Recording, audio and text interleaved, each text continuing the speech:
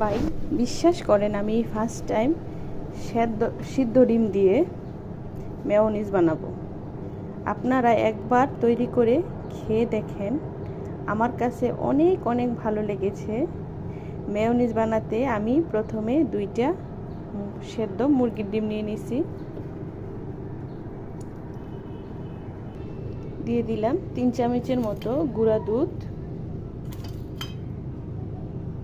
এখানে দিয়ে দেবো 1 চামচ চিনি, তারপরে এখানে অল্প একটু হোয়াইট পেপার দিয়ে দিছি, দিয়ে দেব স্বাদ মতো লবণ, 1 টেবিল চামচ ভিনেগার দিয়ে দিব, এখানে দিয়ে দেব একটু লেবুর রস। যাদের বাসায় ভিনেগার নাই তারা কিন্তু লেবুর রস দিয়েই করতে পারেন। এখানে আমি মাঝারি সাইজের একটা রসুন নিছি, সেই রসুনটা দিয়ে দিব। তারপরে এখানে আমি দিয়ে দিব সয়াবিন তেল।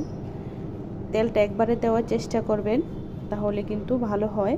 আর এখানে চাইলে আপনারা অলিভ অয়েল, রাইস ব্র্যানের তেলও দিতে পারেন।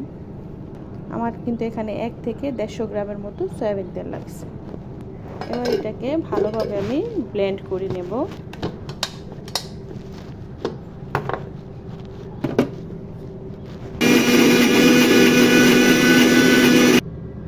এই যে আমার মেয়োনিজ বানানো হয়ে গেছে, আর দেখেন কত সুন্দর হয়েছে মেয়োনিজ। এই তো দেখেন অনেক সুন্দর হয়েছে কিন্তু মেয়োনিজ, আর খেতেও কিন্তু অনেক মজা। তো বাজারেরটা কেমন হয় ওটা তো আর জানি না, কেনা মেয়োনিজের স্বাস্থ্যকর কিনা ওটাও জানি না। তো এভাবে বাসায় বানিয়ে সবাইকে খাওয়াবেন। বানিয়ে ফেললাম খুবই মজাদার মেয়োনিজ।